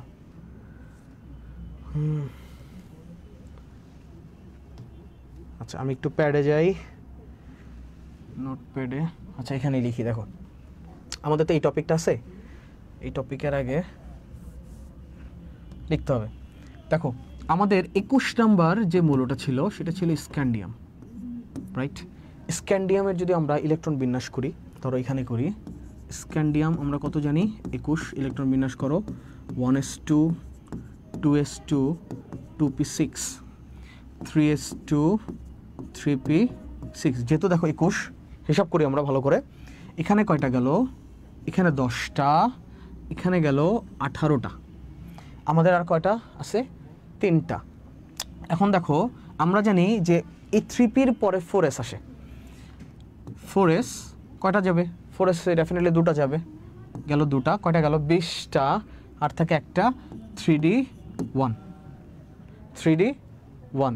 দেখো এই যে আমরা ইলেকট্রন বিন্যাসটা করলাম, ইলেকট্রন বিন্যাসে কিন্তু দেখো স্ক্যান্ডিয়ামের কি শেষ কক্ষপথের একটি ইলেকট্রন কিন্তু ডি অরবিটালে আছে, ডি অরবিটালে কিন্তু ইলেকট্রন ঢুকছে, ঠিক আছে। এখন ঘটনা হলো এই যে ডি অরবিটালে যেহেতু ইলেকট্রন আছে, সে তো আমরা স্ক্যান্ডিয়ামকে বলতে পারি ডি ব্লক মৌল, কিন্তু সে কিন্তু আয়ন গঠন করেনি এখনো। স্ক্যান্ডিয়াম যদি আয়ন গঠনকালে, দেখো তোমরা আমাকে বলতে পারো স্যার আপনি কিন্তু বলছেন যে ডি অরবিটালে 1 থেকে যদি 9টা ইলেকট্রন থাকে তাহলে আমরা তাকে অবস্থান্তর মৌল বলবো। ভুল, তোমাকে অবশ্যই বলতে হবে আমি আয়ন গঠনের পর, আমি কি করব, আয়ন গঠনের পর যদি আমার ডি অরবিটালের ইলেকট্রন সংখ্যা 1 থেকে 9 থাকে, তখন আমরা সেই মৌলগুলোকে অবস্থান্তর মৌল বলবো। দেখো স্ক্যান্ডিয়াম যদি ইলেকট্রন ত্যাগ করে স্ক্যান্ডিয়াম 3+ হয়, স্ক্যান্ডিয়াম যদি 3+ হয়, তাহলে ইলেকট্রন বিন্যাসটা আসলে আলটিমেটলি কেমন হবে, 1s2 2s2 2p6 3s2 3p6, ঠিক আছে। দেখো 4s এর ইলেকট্রন 2 নম্বরটাও চলে গেছে, এবং 3d1 এ যে ইলেকট্রনটা ছিল সেটা আসলে আলটিমেটলি চলে গেছে। তার মানে এখানে কি 4s 0 3 0, 3d তে কি কোনো ইলেকট্রন আছে, নাই। তার মানে আমি বলতে পারি স্ক্যান্ডিয়াম 3+ ডি ব্লক মৌল ছিল যখন স্ক্যান্ডিয়াম যখন স্বাভাবিক অবস্থায় ছিল, কিন্তু স্ক্যান্ডিয়াম 3+ যখন আয়ন গঠন করছে স্ক্যান্ডিয়াম, তখন কিন্তু সে অবস্থান্তর মৌল না। ঠিক সিমিলারলি আমি যদি একটু বলার চেষ্টা করি, দেখো একটু জায়গা নেই, ধরো আয়রনের কথা যদি বলি বা জিঙ্কের যদি কথা বলি, ধরো আয়রনের কথা আমি যদি বলি, আয়রন আমরা জানি 26, আসো ইলেকট্রন বিন্যাস করি 1s2 2s2 2p6 3s2 3p6, right. কয়টা গেছে, আমি যদি 4s2 দিয়ে দেই 20টা, রাইট 20টা। তার মানে আমি এরপরে 3d তে কয়টা যাবে, 6টা, তাই তো। দেখো আয়রন যখন স্বাভাবিক, এটাকে কি বলবো আমরা, নর্মাল স্টেট, তার নর্মাল স্টেট, ঠিক আছে, তার এটা কি নর্মাল স্টেট, ওকে। এখন আয়রন যদি দেখো আয়রন কত কত হতে পারে, আয়রন হতে পারে 2+, যেটাকে আমরা ফেরাস, মানে আয়রনের তো আমরা জানি ল্যাটিন নাম ফেরাম। যখন সে দুটো ইলেকট্রন ত্যাগ করে তখন তাকে আমরা বলি ফেরাস আয়ন। যখন আয়রন 3টা ইলেকট্রন ত্যাগ করে তখন আয়রনকে আমরা বলি ফেরিক আয়ন। তো আয়রন 2টা ইলেকট্রন কিভাবে ত্যাগ করতে পারবে? দেখো 4s তো শেষ কক্ষপথ। আমরা যদি আয়রনের ইলেকট্রন কনফিগারেশনটা আঁকার চেষ্টা করি, 4 নম্বর শক্তি স্তরে 2টো ইলেকট্রন আছে এবং এই 2টি ইলেকট্রনকে বের করে দেয়া বা তাকে আলাদা করে দেয়া ইজি, বের হয়ে যেতে পারবে। তো বের হয়ে গেল, তো বের হয়ে গেলে আয়রন 2+ হয়, আয়রন 2+। এর যদি ইলেকট্রন বিন্যাস করি আমরা, তাহলে কি থাকবে? 1s2 2s2 2p6 3s2 3p6 4s0। No, আমরা লিখবো না এটা, 3d6। দেখো বিষয়টা হলো এখানে আয়ন যখন গঠন করলো আয়রন, সে তো ডিব্লক মৌল, ফাইন, ডিব্লক মৌল, আমরা তো এটা মানতেছি। কিন্তু যখন সে আয়ন গঠন করছে তখন কিন্তু 3d অরবিটাল কিন্তু কি পরিপূর্ণ না, 10টা না, কিন্তু 3d অরবিটাল কিন্তু 1 থেকে 9 এর ভিতরে অবস্থান করে। দেখো ইলেকট্রন সংখ্যা 6টা, 10টা না কিন্তু 6টা, তার মানে আংশিক পূর্ণ। তার মানে এটাকে আমরা অবশ্যই বলতে পারি কি অবস্থান্তর মৌল, অবস্থান্তর কি মৌল। আরেকটা নাম বলতে পারি আমরা অবস্থান্তর ধাতু, কারণ আমরা ধাতুর সংখ্যায় জানি যারা ইলেকট্রন ত্যাগ করে ধনাত্মক আয়নে পরিণত হয় বা ক্যাটায়নে যখন পরিণত হয় তখন সেই মৌলগুলোকে আমরা ধাতু বলতে পারি। আয়রন ধাতু, অবস্থান্তর মৌল বা অবস্থান্তর ধাতু বলতে পারি। এখন ঘটনা হলো তুমি আমাকে বলতে পারো যে স্যার আপনি তো আয়রন 3+ লিখছেন। ওই যে দেখো আমরা যখন 3 নম্বর চ্যাপ্টারে পড়ছিলাম যে S orbital, P orbital, D orbital, F orbital যে যখন স্টেবিলিটি অর্জন করবে কিভাবে, আমরা জানি যে এস অরবিটাল 2টো ইলেকট্রন ধারণ করতে পারে, তার যদি অর্ধেকও ধারণ করতে পারে তারপরও সে স্থিতিশীল। পি অরবিটাল 6টি, তার অর্ধেক 3, তারপরও সে স্থিতিশীল। ডি অরবিটাল ঠিক সেমভাবে 10টি ইলেকট্রন নিলে স্থিতিশীল বা স্টেবল, অর্ধেক 5টা নিলেও সে স্টেবল, অর্ধেক 5টা নিলেও স্টেবল। এফ অরবিটাল 14টা যদি ইলেকট্রন থাকে স্থিতিশীল বা স্টেবল, 7টা থাকলেও স্টেবল। এখন আমরা আয়রন 2+ কি যদি 3+ বানাতে চাই, তাহলে এই যে 3d অরবিটালে 6টা আছে, একটা ইলেকট্রনকে যদি পাস করে দিতে পারি, কোনোভাবে বের করে দিতে পারি, এই 3d বলবে তাহলে তো আমি এখন স্টেবল হতে পারতেছি। আমি তো এতক্ষণ অস্থিতিশীল ছিলাম, অস্থির ছিলাম, আমার একটা ইলেকট্রন কোনোভাবে দরকার নাই। তো তখন আমরা কি করতে পারি? দেখো আয়রন যদি 3+ হয়, 1s2 2s2 2p6 3s2 3p6, দেখো 4s তো চলে গেছে, 4s 0 হয়ে গেছে। তাহলে এখন আমরা কি করতে পারি? 3d5। এখন দেখো তুমি কোনোভাবে 3p6 10টা 18টা 8 5 23টা, 3টা ইলেকট্রন চলে গেলে কিন্তু আয়রনের ইলেকট্রন সংখ্যা হয় 23। এখান থেকে আবার একটা ছোট্ট এমসিকিউ আসে। কিভাবে? তোমাকে জিজ্ঞাসা করবে, ধরো নর্মাল একটা কোশ্চেন জিজ্ঞাসা করলো, আয়রনের প্রোটন সংখ্যা কত? আমরা জানি আয়রন 26, আয়রনের প্রোটন সংখ্যা হলো 26। তোমাকে এখান থেকে কোশ্চেন করতে পারে আয়রনের ইলেকট্রন সংখ্যা কত? তো আমরা তো এই রাদারফোর্ডের পরমাণু মডেল যখন পড়ছিলাম তখন আমরা শিখছিলাম যে একটা পরমাণুর কেন্দ্রে প্রোটন সংখ্যা জয়টা থাকবে, বাইরের দিকে সারফেসের মধ্যে ইলেকট্রন সংখ্যাও তত থাকবে। এই কারণে কিন্তু পরমাণু নিরপেক্ষ, চার্জ নিরপেক্ষ। তো এইখানেও কিন্তু ইলেকট্রন 26টা। তোমাকে যদি এখন কোশ্চেন করে আয়রন 3+, আয়রন 3+ এর ক্ষেত্রে, আয়রন 3+ এর ক্ষেত্রে আমার ইলেকট্রন আসলে কয়টা রয়েছে? দেখো আমরা কিন্তু প্লাস মাইনাসের এই চার্জের ব্যাপারটা মোটামুটিভাবে বুঝি। এই আয়রন 3টি ইলেকট্রন ত্যাগ করে দিয়ে কিন্তু 3+ হয়েছে। তার মানে আয়রনের সারফেসের মধ্যে আগে 26টা ইলেকট্রন ছিল, 3টি ইলেকট্রন ত্যাগ করার কারণে এখন কয়টি ইলেকট্রন বিদ্যমান থাকে? 23টা। তার মানে এখানে বলতে পারি আয়রনের ইলেকট্রন সংখ্যা কত? 23টা। এইটা খুবই একটা ইম্পর্টেন্ট এমসিকিউ তোমাদেরকে বললাম। এটা অনেক ক্ষেত্রে অনেক বাচ্চারা কি প্রায়শই ভুল করে, কারণ আমরা ওই যে চট করে মনে পড়ে, দেখো তোমাকে বললো যে ম্যাগনেসিয়ামের ইলেকট্রন সংখ্যা কত, আমরা জানি 12, রাইট? তোমাকে টুক করে কোশ্চেন করছে যে ম্যাগনেসিয়াম 2+, এটার ইলেকট্রন সংখ্যা কত? তোমার তো ওই যে মাথায় আছে, তুমি ব্রেনে আগে ঢুকায় রাখছো ম্যাগনেসিয়াম মানে 12, ম্যাগনেসিয়াম মানে 12, মুখস্থ করছো ম্যাগনেসিয়াম মানে 12, দেখছো আরে ম্যাগনেসিয়াম 2+, ইলেকট্রন সংখ্যা কত? তুমি আবার উপরে চার্জটা দেখো নাই যে 2+ আছে না 3+ আছে নাকি প্লাস আছে না মাইনাস আছে, কিচ্ছু দেখো নাই। ম্যাগনেসিয়াম দেখছো, কোশ্চেন দেখছো, ইলেকট্রন সংখ্যা কত? অপশনে আছে 12, দাগাই দিছো 12, তোমারও ছাড় দিয়ে দিবে দাগাইয়া লাল কালি দিয়ে। ইলেকট্রন সংখ্যা কত হবে? অবশ্যই 10টা। কয়টা? অবশ্যই 10টা। ঠিক আছে, আই থিঙ্ক তোমাদের এই বিষয়টা ডি ব্লক মৌল এবং অবস্থান্তর যে মৌলের যে ব্যাপারটা, এই ব্যাপারটা মোটামুটিভাবে তোমাদের আই থিঙ্ক যে ক্লিয়ার। দেখো আমি আরেকটু বলি, দেখো জিঙ্কের কথাটা, আমি যদি জিঙ্কের কথাটা বলি, আমরা জানি জিঙ্ক 30, এটা দেখো তোমরা আমাকে কোশ্চেন করতে পারো যে স্যার আসলে জিঙ্ক মানে ডি ব্লক মৌল আমরা জানি 30 নম্বরে আছে, সে আসলে অবস্থান্তর মৌল কিনা আমি একটু দেখি। 1s2, এইভাবে একটু বাসায় প্র্যাকটিস করবা। 2p6, 3s2, 3p6, এরপরে কত যাবে? আমরা জানি 4s2, 4 অরবিটালে কেন আগে ইলেকট্রন ঢুকে, এটাও আমরা জানি 3 নম্বর চ্যাপ্টারে পড়ছি। যারা এটু পরিবারের সাথে সবসময় ক্লাস করেছো তো আমরা অলরেডি জানি যে আসলে 4s-এ কেন আগে আসবে ইলেকট্রন 3d-তে না গিয়ে। এরপর দেখো 3d-তে ইলেকট্রন যাবে, এখানে আছে কয়টা? 30, কয়টা কয়টা গেছে? এখানে গেছে 10টা, এখানেও যদি চিন্তা করি 10টা, এখানেও 10টা, তার মানে এখানেও গেছে 10টা, 30টা হয়ে গেছে। জিঙ্ক ডেফিনেটলি কি ডি ব্লক মৌল, অবশ্যই সে নর্মাল স্টেটে ডি ব্লক মৌল, অবশ্যই নর্মাল স্টেটে স্বাভাবিক অবস্থায় আছে, ইলেকট্রন দেয়ও নেই আর মানে নেওয়ারও তো তার কোনো টেন্ডেন্সি নাই।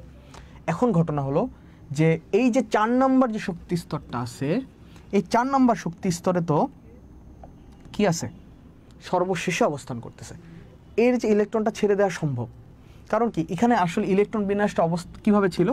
এইভাবে ছিল। দেখো আমরা যদি একটু দেখার চেষ্টা করি আসলে আলটিমেটলি কীভাবে থাকে। 1s2, 2s2, 2p6, 3s2, 3p6, এরপরে অবশ্যই 3d10 থাকে, কারণ 3 নম্বর শক্তি স্তরে তো আমরা জানি sp_d অরবিটাল থাকে, এবং তারপরে ছিল 4s2। এই যে 4s2 এই অরবিটাল থেকে কিন্তু ইলেকট্রন জাম্প করে চলে যেতে পারবে, ঠিক আছে? তাহলে সেক্ষেত্রে আমাদের আসলে যদি দুটো ইলেকট্রনকে বের করে দেই, তাহলে সেই ক্ষেত্রে আমাদের ইলেকট্রন বিন্যাসটা কেমন হবে? দেখো দুইটা ইলেকট্রন বের করে দেওয়ার কারণে জিঙ্ক 2+ হলো, প্রোটন সংখ্যা কিন্তু 30ই থাকবে, পারমাণবিক সংখ্যা বা প্রোটন সংখ্যা।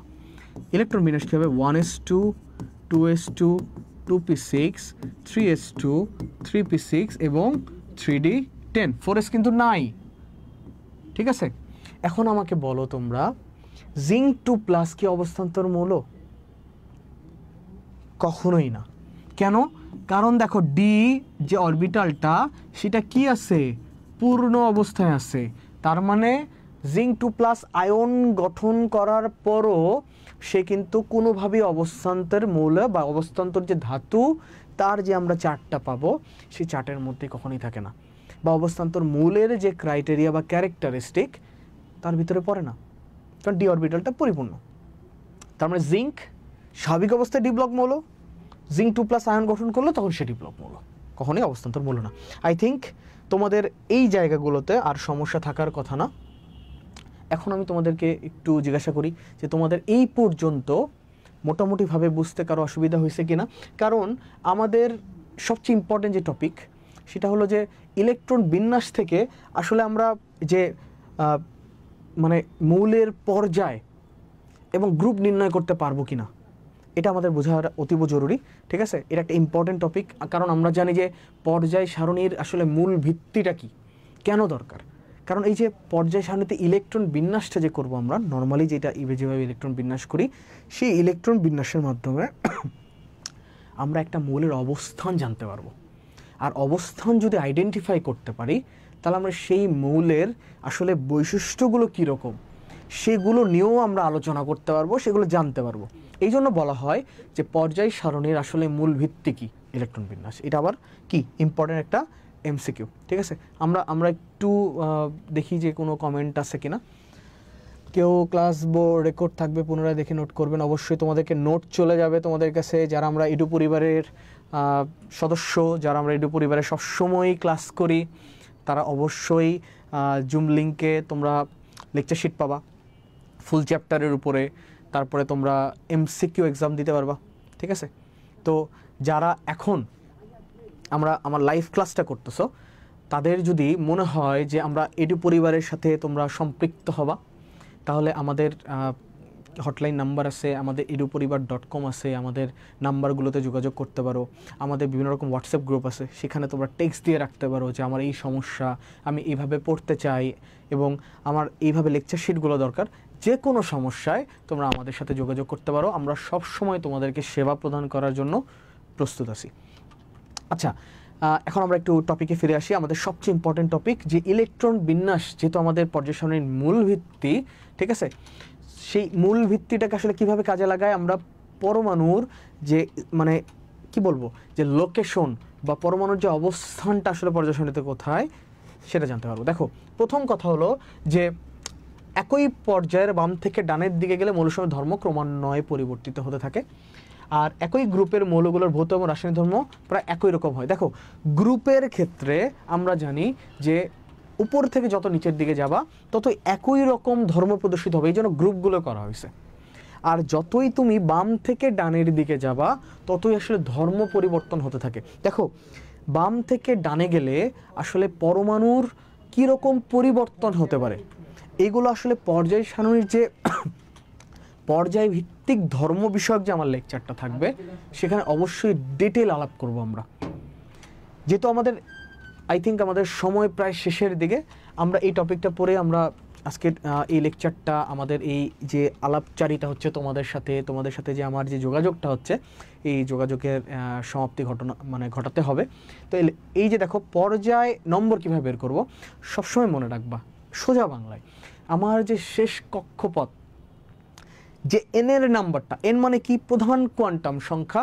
সহজ বাংলায় যদি বলি যে প্রধান যে শক্তি স্তরের নাম্বারটা, সেটাই হবে আমার পর্যায় নাম্বার।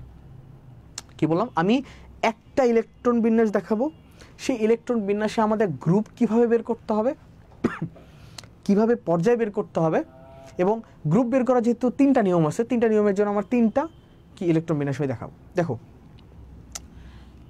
যদি পর্যায় আর গ্রুপ, প্রথম গ্রুপ ধরো, গ্রুপের যে প্রথম যে নিয়মটা, সেই নিয়মটা বলছে যে এস অরবিটালে যদি ইলেকট্রন প্রবেশ করে তাহলে যেই নাম্বারটা থাকবে, এস অরবিটালে দুটো ইলেকট্রনই প্রবেশ করতে পারে, সেটা 1 হতে পারে বা 2 হতে পারে, সেই নাম্বারটাই হবে তার গ্রুপ নাম্বার, এবং তার যে প্রধান শক্তি স্তরের বা এনের যে নাম্বারটা থাকবে সেই নাম্বারটা হবে তার পর্যায় নাম্বার। চলো আমরা একটা ইলেকট্রন বিন্যাস করে দেখি। ধরো তোমাকে ক্লোরিনের কথা, ক্লোরিন আগে করা যাবে না কারণ ক্লোরিন আমাদের অন্য গ্রুপে আছে। আচ্ছা, আমরা যদি সোডিয়াম করি, আমাদের সবচেয়ে পছন্দের একটা পরমাণু। কেন? আমরা এই যে রসায়ন পড়তেছি, যারা আমাদের সাথে সংযুক্ত থাকবা বা যেখানেই পড়াশোনা করবা, দেখবা যে এই ধাতুটা সোডিয়াম আমার খুব পছন্দের, কারণ সে প্রচণ্ড নরম, ইভেন তাকে ছুরি দিয়ে পর্যন্ত কাটা যায়। আর মজার বিষয়, আমরা যে খাদ্য লবণ খাই, সোডিয়াম ডেফিনেটলি আছে, সো মাচ ইম্পর্ট্যান্ট। আচ্ছা, সোডিয়াম পারমাণবিক সংখ্যা হলো 11। আমরা একটু ইলেকট্রন বিন্যাস করি, 1s2 2s2 2p6, কয়টা গেল? 10টা। তাহলে আমাদের আছে হলো 3 নম্বর অরবিটাল 3s1। আচ্ছা, এই জায়গায় আমাদের ঘটনা, আমরা এই ইলেকট্রন বিন্যাস থেকে আলটিমেটলি আমরা এখন পর্যায় এবং গ্রুপটা বের করতে পারবো। দেখো, এখানে কে আছে? শেষ কক্ষপথের নাম্বারটা কত? শেষ কক্ষপথ হলো 3 নাম্বার। তার মানে দেখো, কক্ষপথ নাম্বারটা হলো আমার পর্যায় নাম্বার। তাহলে পর্যায় নং কত হবে আমার সোডিয়ামের? কত? 3 নাম্বার পর্যায়। যারা বই খুলে বসে আছো তারা আমার সাথে মিলাই নাও, সোডিয়াম কিন্তু 3 নাম্বার পর্যায়। পর্যায় কোনগুলো? এই যে আনুভূমিক সারি বরাবর, উপর থেকে 1 2 3 আনুভূমিক সারি বরাবর যাবে, এটা পর্যায়। আর দেখো, এস অরবিটালের কথা বলছি, এস অরবিটালে কয়টা ইলেকট্রন প্রবেশ করছে? 1টি। যেহেতু শুধুমাত্র এস অরবিটাল আছে, তাহলে গ্রুপ হবে আমার হলো কত? যেহেতু একটা ইলেকট্রন আছে, আমার গ্রুপ হবে 1। তোমরা মিলাই নাও, গ্রুপ 1 যে ক্ষার ধাতুর যে গ্রুপটা আছে, সেই গ্রুপে সোডিয়াম আছে 3 নম্বর পর্যায়ে। মিলাই নাও যাদের সামনে বই আছে। আচ্ছা, সেকেন্ড গ্রুপটা আমরা একটু তাড়াতাড়ি করি, যেহেতু আমাদের অনেকক্ষণ সময় চলে গেছে। আমাদের লেকচারটা আজকে তোমরাও বোর হয়ে যাচ্ছ আই থিঙ্ক, যে রসায়ন বিজ্ঞানের এই বিষয়গুলো এত পড়তে ভালো লাগে না, আমারও নিজেরও ভালো লাগে না আমি যখন স্টুডেন্ট ছিলাম। দেখো নিয়ম এক শেষ করে ফেলছি যে যদি এস অরবিটালে থাকে শুধুমাত্র ইলেকট্রন, তাহলে সেই সংখ্যাটা হবে গ্রুপের নাম্বার। আচ্ছা, এরপর যদি কোনো কারণে এস এবং পি অরবিটাল দুটাই যদি থাকে, সেই ক্ষেত্রে আলটিমেটলি আমার গ্রুপ নাম্বারটা আমি, দেখো পর্যায় নাম্বার বের করার সূত্র সবসময় একই, যে শেষ কক্ষপথ তুমি কাউন্ট করবা। ঠিক আছে, আমরা একটু দেখি, যারা দেখতে পাবা না আমাকে একটু কমেন্ট করে জানাবা। 2 নম্বর গ্রুপের দেখো 2 নম্বর নিয়মটা আমরা পড়তেছি, যে এস এবং পি অরবিটাল যদি থাকে, দেখো আমরা খুব সহজ একটা ইলেকট্রন বিন্যাস করব যাতে তোমাদের জন্য সহজ হয়ে যায়। দেখো ক্লোরিন আমরা জানি 17। চলো আমরা ইলেকট্রন বিন্যাস করি। 1s2 2s2 2p6 3s2 3p6, কয়টা হলো দেখো, এখানে 10টা 6 2 18টা হয়ে গেছে। তার মানে কি এখানে আমাদের পি অরবিটালে কি যাবে, ইলেকট্রন 5টা যাবে। ওকে গেল, এখানে 10টা এবং এখানে আছে আমার 7টি। আর কোনো কক্ষপথ আছে 3 ছাড়া? নাই। তার মানে আমরা বলতে পারি আমার যে ক্লোরিন, এটির পর্যায় নাম্বার কত হবে, এটির পর্যায় নাম্বার হবে আমার হলো 3।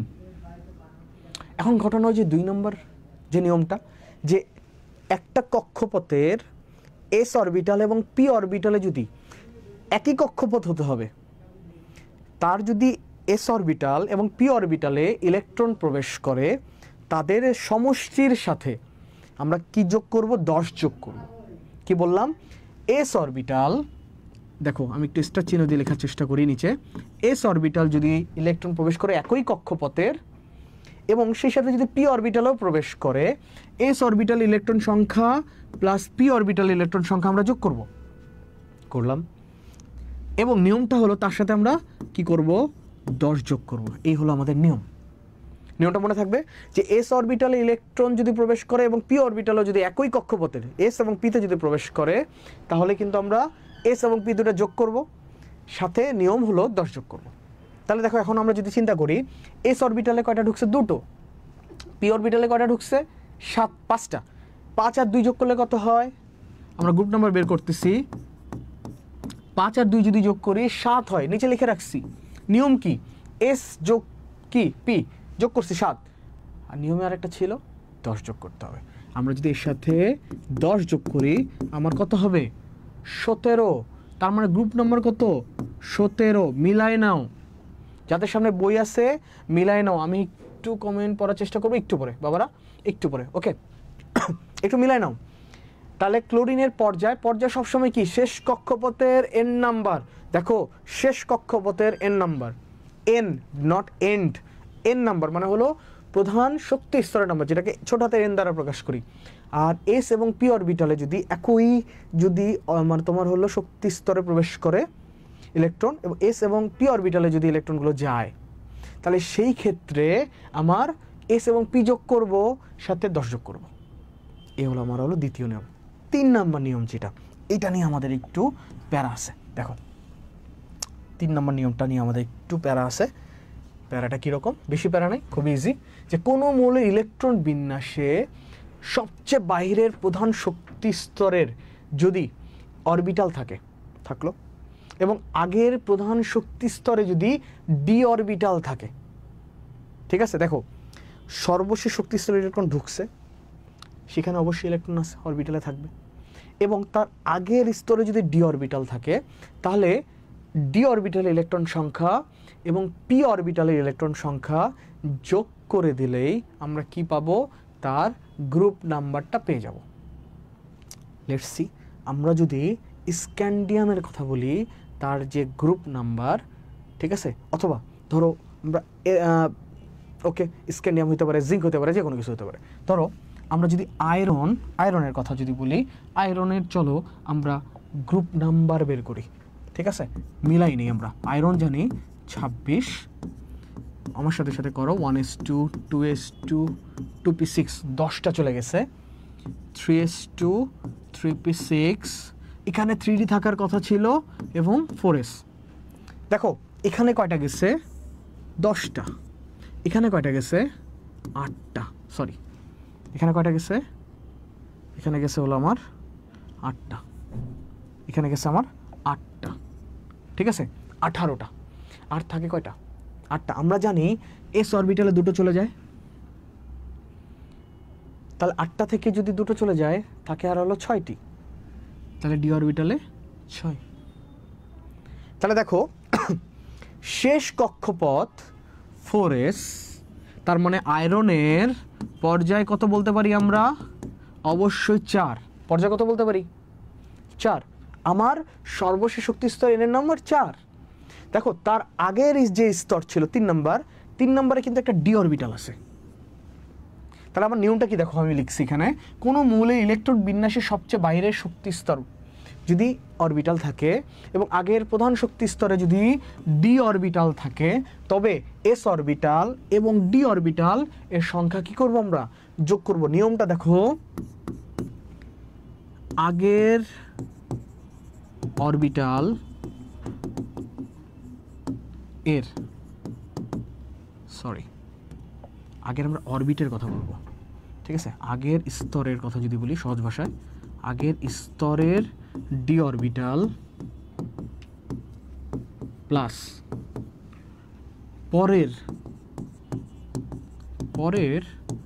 স্তরের এস অরবিটাল, দুটা কি করব, কি এর ইলেকট্রন সংখ্যা যোগ। ওকে, তাহলে এখন আমরা করে ফেলি। দেখো আয়রনে কি ছিল, এস অরবিটালে আছে 2টি, আর আগের স্তরে ডি অরবিটালে আছে কয়টা, 6টা। কয়টা হয় 8টি। তার মানে আমরা বলতেই পারি আয়রন এখন কয় নম্বর গ্রুপে, তোমরা মিলাই নাও, আয়রন হলো 8 নম্বর গ্রুপে। মিলাই নাও তোমরা যারা বই নিয়ে বসে আছো, আয়রন হলো 8 নং গ্রুপে। পর্যায় কত 4 পেয়ে গেছি এবং গ্রুপ কত পেলাম, 8 পেলাম। আই থিঙ্ক এই জায়গায় বুঝতে তোমাদের কোনো অসুবিধা নাই। তোমরা এই পর্যন্ত, এই যে গ্রুপ এবং পর্যায় নির্ণয় পর্যন্ত কারো যদি কোনো সমস্যা থাকে আমাকে অবশ্যই জানাতে পারো। আমরা পরবর্তী যে ক্লাসটা হবে সেই ক্লাসে এটা নিয়ে আমরা অল্প কিছু আলোচনা করে তোমাদের আরও যে কনফিউশনগুলো আছে সেগুলো ক্লিয়ার করার চেষ্টা করব। এবং পরবর্তী লেকচারে আমাদের সবচেয়ে যে ইম্পর্টেন্ট টপিক, যেটা হলো পর্যায় সারণীর পর্যায় ভিত্তিক যে ধর্ম, সেই ধর্মগুলো আসলে কী রকম কী অবস্থায় আছে, কিভাবে সেগুলো আসলে পরমাণুর যে ক্যারেক্টারিস্টিক, সেই ক্যারেক্টারিস্টিকগুলো আসলে আমাদেরকে কি করে, শো করে, সেগুলো নিয়ে আমরা আলোচনা করব। সো আমাদের সাথে তোমরা ডেফিনেটলি সবসময়ই থাকতে পারো আমাদের এডু পরিবারের সাথে। এবং আরেকটা কথা বলে রাখি, সেটা হলো যে আমাদের সামনে আমাদের যারা নবম দশম শ্রেণীতে তোমরা পড়াশোনা করো, বিশেষ করে নবম শ্রেণীতে যারা পড়াশোনা করো, তারা সামনে তোমাদের বার্ষিক পরীক্ষা। সো বার্ষিক পরীক্ষার সিলেবাস আমরা দ্রুত গতিতে শেষ করায় পরীক্ষা মডেল টেস্ট নিব, এমসিকিউ এক্সাম থাকবে, কোশ্চেন সলভ থাকবে, ঠিক আছে, এবং তোমাদের অনেক শিক্ষক থাকবে যারা সবসময় তোমাদেরকে সাপোর্ট দেওয়ার জন্য প্রস্তুত। আমাদের এরকম একটা কোর্স চালু হয়েছে। এবং যারা আমরা ক্লাস 10, মানে আমরা নিউ 10, কিন্তু আমরা মোটামুটি অর্ধ বছর পার করে ফেলেছি, আমাদের সামনে প্রি টেস্ট এক্সাম, সেই প্রি টেস্টের সিলেবাস এবং টেস্টের সিলেবাস মিলায় আমাদের একটা কোর্স চালু হচ্ছে বা হয়ে গেছে, ঠিক আছে। তোমরা খোঁজ নিতে পারো আমাদের এডু পরিবারে, সেখানে তোমরা এনরোল করতে পারো। ইভেন যারা আমরা 26-এ এসএসসি পরীক্ষা দিব, তাদের জন্য আমাদের বিশেষ একটা ব্যাচ আছে বুলেট, সেই বুলেট ব্যাচে তোমরা সবাই অবশ্যই কি যোগদান করতে পারো। তোমাদের যে কোনো সমস্যায়, বিশেষ করে রসায়নের সমস্যায়, আমি তোমাদের প্রিন্স স্যার সবসময় তোমাদের সাথে থাকবো এবং তোমাদের সবচেয়ে প্রিয় অন্তর স্যার তোমাদের সাথে থাকবে। এবং আমাদের আরও অনেকগুলো শিক্ষক রয়েছেন যারা রসায়নের সাথে থাকবে তোমাদের সাথে সবসময়। এবং আমাদের গণিতের শিক্ষকরা রয়েছে যারা সাস্ট থেকে পড়াশোনা করেছে। সাস্ট বলতে বোঝায় শাহজালাল বিজ্ঞান ও প্রযুক্তি বিশ্ববিদ্যালয়, অনেক চমৎকার একটি বিশ্ববিদ্যালয়, অনেক রিনাউন্ড একটা বিশ্ববিদ্যালয়।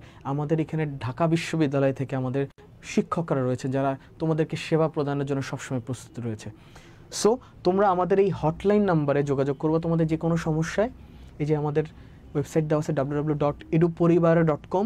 আমাদের এই যে নাম্বারগুলো দেওয়া আছে এই নাম্বারে তোমাদের যে কোনো সমস্যায় তোমরা যোগাযোগ করতে পারো। আমরা সব সময় তোমাদের সাথে আছি। আমাদের পরবর্তী লেকচারের জন্য এডু পরিবারের সাথে যোগাযোগ করো। আমাদের ক্লাস যদি তোমাদের খুবই ভালো লাগে, তোমাদের যদি মনে জায়গা করে থাকে, আমাদের জন্য দোয়া করবে, আমার জন্য দোয়া করবে, আমাদের এই প্রতিষ্ঠানের জন্য দোয়া করবে, সর্বোপরি নিজেদের জন্য দোয়া করবে, নিজেদের মা বাবার জন্য দোয়া করবে, যাতে আমরা সবাই আমাদের দেশটাই যেন ভালো থাকতে পারি। শুভরাত্রি। আসসালামু আলাইকুম।